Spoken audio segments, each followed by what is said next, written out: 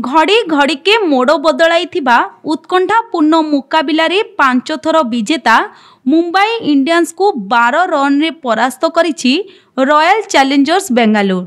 सोमवार 222 रन रो बड़ विजय लक्ष्य को पिछा करुथिबा मुंबई दुई ओपनर रोहित शर्मा और रियान को विफलता सत्वे तिलक वर्मा और हार्दिक पांड्या को पराक्रमी बैटिंग पाई विजय द्वारदेश रे पहुंची जाइथिला।